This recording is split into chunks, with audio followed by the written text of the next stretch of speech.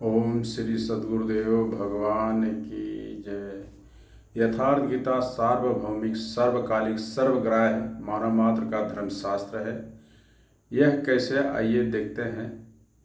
अनादिकालीन ऋषि मुनियों, संत महात्माओं की वास्तविक ब्रह्म विद्या से इतर तत्समय के तथाकथित बुद्धिजीवी कहे जाने वाले आतताई विधर्मियों द्वारा धर्म को ढाल बनाकर अपने निजी जरूरतों को पूरा करने के दृष्टिगत भारतीय समाज को जन्म आधारित 4 वर्णों में बांटकर आर्यवर्त भरतखंड को विदेशी आक्रांताओं के हाथों हजारों वर्ष तक कठपुतली बनाए रखा।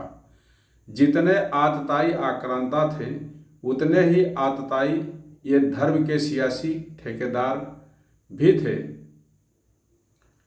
जिन्होंने पूरे भारत को एक ऐसे सामाजिक व्यवस्था दी कि जिससे विदेशी आक्रांताओं के लिए सुलभ तो था ही, दूसरे आज भी राष्ट्र निर्माण में बाधक बना हुआ है। पूज्य श्री स्वामी अड़गड़ानंद जी महाराज बताते हैं कि वास्तव में हमारे अनादिकालीन ऋषि मुनियों, संत महात्माओं ने शास्त्रों की रचना दो दृष्टियों से की है। एक तो सामाजिक व्यवस्था और संस्कृति को कायम रखना, जिससे लोग पूर्वजों के पथ चिन्हों का अनुकरण कर सकें, तथा दूसरा यह कि वे शाश्वत शांति को प्राप्त कर सकें। रामचरितमानस, बाइबिल, कुरान इत्यादि में दोनों पक्षों का समावेश है, किंतु भौतिक दृष्टि प्रधान होने के कारण मनुष्य समाजोपयोगी व्यवस्था को ही पकड़ पाता है। आध्यात्मिक सूक्तियों को भी वह सामाजिक व्यवस्था के ही संदर्भ में देखने लगता है। कहता है कि ऐसा तो शास्त्र में लिखा है, इसलिए महर्षि वेदव्यास ने दोनों के लिए एक ही ग्रंथ महाभारत लिखते हुए भी आध्यात्मिक क्रिया का संकलन गीता के रूप में अलग से किया है, जिससे कि लोग इस मूल कल्याण पथ में भ्रांति का मिश्रण न कर सकें। वैदिक कालीन शास्त्र क्लिष्ट भाषा संस्कृति में होने के कारण विधर्मियों को तोड़ मरोड़ का भरपूर मौका मिला। महापुरुषों के नाम स्मृतियाँ गढ़ ली, मनुष्य स्मृति, नारद स्मृति इत्यादि, और उसी को संविधान के रूप में समाज पर लागू कर दिया। परिणाम स्वरूप धर्म के नाम पर तमाम पाखंड, कर्मकांड, अनाचार फैल गए।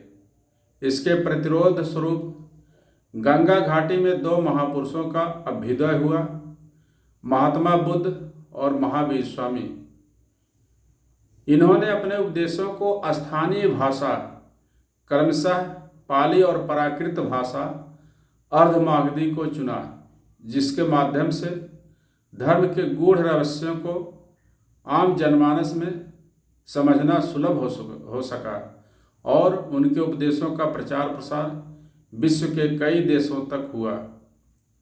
इसी के दृष्टिगत 16वीं सदी में तुलसीदास कृत श्री रामचरितमानस अवधी भाषा में लिखी गई, लेकिन उसमें भी दोनों पक्षों के कारण कुछ एक चौपाइयों को लेकर आज भी सियासत और समाज में घमासान होते रहते हैं, या यूं कहें कि विधर्मियों द्वारा अपने स्वार्थ में गुंजाइश ढूंढ ही लेते हैं। कबीरदास जी ने मत्स्य कागज छुयो नहीं, कलम गयो नहीं हाथ, लेकिन उन्होंने अध्यात्म के गूढ़तम तत्वों को इतना गूढ़ कर दिया कि खुद वो संशोधन में अक्सर कहते थे कि बूझो बुझो पंडित, जो यह पद का अर्थ बतावे, सोई पुरुष हम नारी इत्यादि इत्यादि। वो अपने संबोधन में ये सब कहते थे, जिनके गूढ़ रहस्यों को खुद उनके अनुयायी ही अधिकतर नहीं बता पाते। तमाम महापुरुष पंजाब, पाकिस्तान के गुरु नानक देव, संत नामदेव, दक्षिण के कबीर कहे जाने वाले संत तिरुवल्लुवर आदि गुरु शंकराचार्य, रैदास आदि जैसे महापुरुष हुए, सभी ने अपने स्थानीय भाषा में उपदेश दिया। लेकिन इन सब के बावजूद भी विश्व गुरु भारत से धर्म के नाम पर फैली तमाम रूढ़ियाँ, कुरीतियाँ, ठग विद्याओं का पनपना अभी भी जारी है।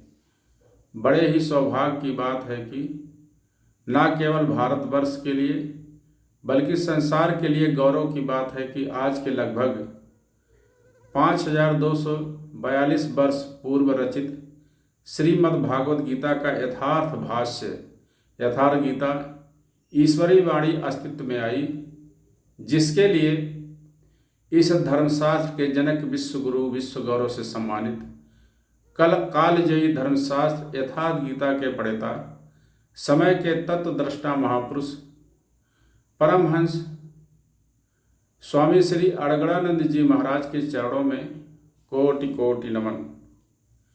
जिसे दुनिया का कोई भी विधर्मी अपने स्वार्थ की पूर्ति हेतु अपने ढंग से परिभाषित नहीं कर सकता। इसमें कोई रूढ़ी के नाम पर छेपक नहीं डाल सकता। यह विशुद्ध ब्रह्म विद्या है।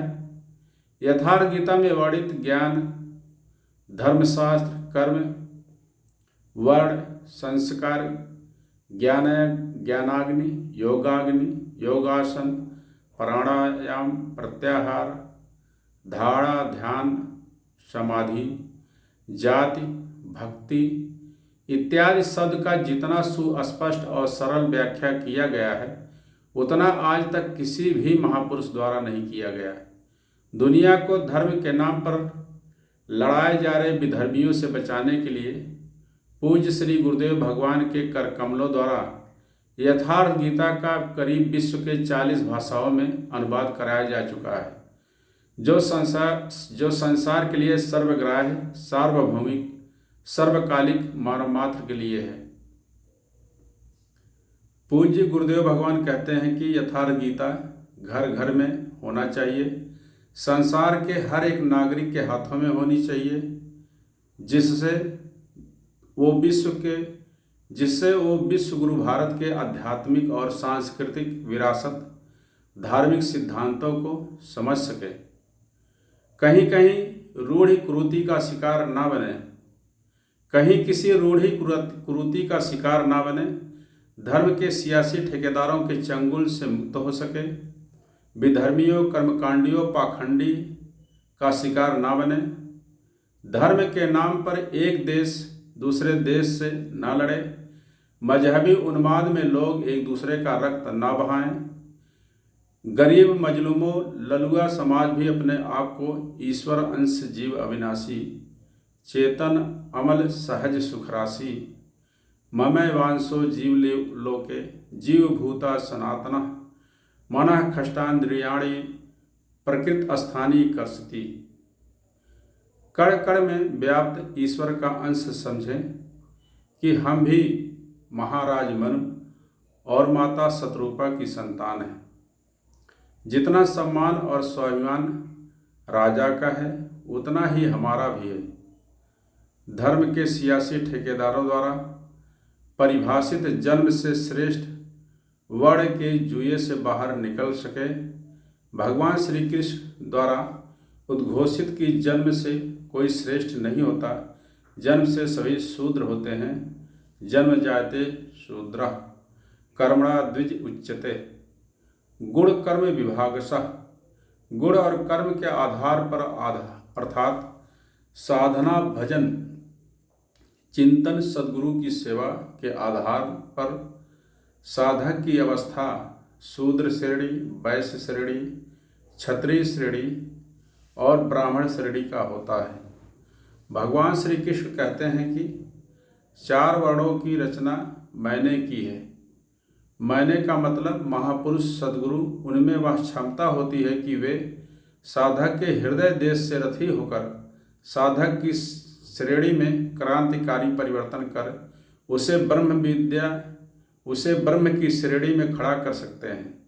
जैसे महान दस्यु, अंगुलीमाल और रत्नाकर आदि इसके उदाहरण हैं। पूज्य श्री गुरुदेव भगवान के गुरु महाराज पूज्य श्री स्वामी परमानंद जी महाराज के संपर्क में अनगिनत बदमाश दस्यु आए और सब छोड़कर भजन चिंतन करने लगे और उनका सदा के लिए हृदय परिवर्तन हो गया। चातुर्वण्य मया सृष्टम गुण कर्म विभागशः तस्य कर्तारमपीमा विद्वय कर्तारमव्ययम्। यदि हम भी भजन चिंतन करेंगे तो हमारी भी वही अवस्था होगी। और यथार्थ गीता के अनुसार यदि आप सद्गुरु के शरण में भजन साधना चिंतन में नहीं हैं तो समझ जाइए कि आपकी जाति असुरों की है। यथार्थ गीता कहती है कि संसार में मात्र दो जातियां हैं, एक वह जिसके अंतःकरण में आसुरी संपदा कार्य करती है तो वह असुरों जैसा, और दूसरा वह जिसके अंतःकरण में दैवी संपदा कार्य करती है तो वह देवताओं जैसा है। तो यह दो जाति एक ही माँ बाप के दो संतानों की हो सकती है। उदाहरण के स्वरूप महर्षि पुलस्त के पुत्र ऋषि विश्रवा का एक पुत्र रावण राक्षस हुआ और दूसरा पुत्र विभीषण धर्मात्मा हुआ। पिता हिरण्यकश्यप राक्षस हुआ और पुत्र प्रहलाद धर्मात्मा हुआ। मामा कंस राक्षस हुए और भांजा श्री कृष्ण भगवान हुए। आदि उदाहरण इतिहास के पन्नों से भरे पड़े हुए हैं। द्वय भूत सर्गो लोके अस्मिन् दैव आसुरी एव च दैवो विस्तरसः प्रोक्ता आसुरम पार्थ में शृणु। ऐसे ही यज्ञ की चर्चा पूज्य श्री गुरुदेव भगवान ने यथार्थ गीता में वर्णित किया है। यज्ञ बाहरी पशु मनुष्य आदि की बलि देने का नाम नहीं है।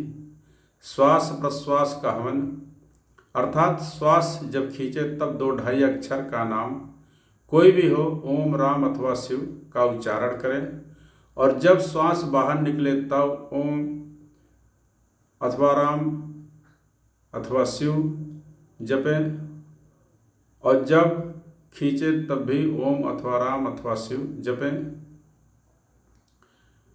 जिससे विस्तार से यथार्थ गीता में देख सकते हैं। इंद्रियों का संयम, यज्ञ स्वरूप महापुरुष का ध्यान, प्राणायाम, प्राणों का निरोध इत्यादि की प्रक्रिया ही यज्ञ है, जो पूर्णतः क्रियात्मक है, अर्थात करना पड़ेगा, करके ही पाया जा सकता है। ऐसे ही संसार के सारे अनसुलझे प्रश्न जिस पर अज्ञानतावश आए दिन महाभारत हो रहे हैं, जिसका हल यथार्थ गीता में है। विभिन्न धर्मों के जो सियासी ठेकेदार हैं, जो स्वर्ग और नरक के ठेकेदार हैं, ज़्यादा चढ़ावा मिला तो स्वर्ग कम मिला तो नरक पैसा से मुफ्त में मोक्ष को बांट रहे हैं, ग्रहों को उतारने का ठेका लिए बैठे हैं। ये सब के सब ठग विद्या है। यथार्थ गीता पढ़ने से सब समस्याओं का समाधान हो जाएगा। पूज्य श्री गुरुदेव भगवान कहते हैं कि यथार्थ गीता पढ़ने से और गीतोक्त आचरण करने से संसार के सारे विपरीत ग्रह नक्षत्र अनुकूल हो जाते हैं।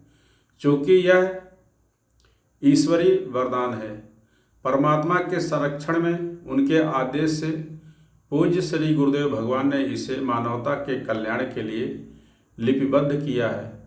यह किसी जाति, किसी मजहब, किसी क्षेत्र या किसी वर्ग, किसी देश विशेष का धर्मशास्त्र नहीं है।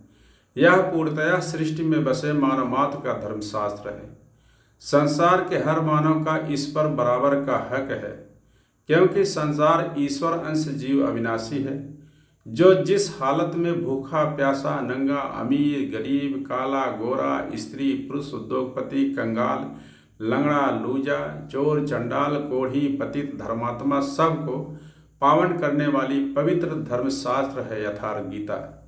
वसुधैव कुटुंबकम सर्वे भवन्ति सुखिनः सर्वे सन्तु निरामया सर्वे भद्राणि पश्यन्तु माँ कश्चित् दुर्भाग भवेत् का प्रतिनिधित्व करने वाली यथार्थ गीता को कोटि कोटि नमन। ओम श्री सद्गुरुदेव भगवान की जय।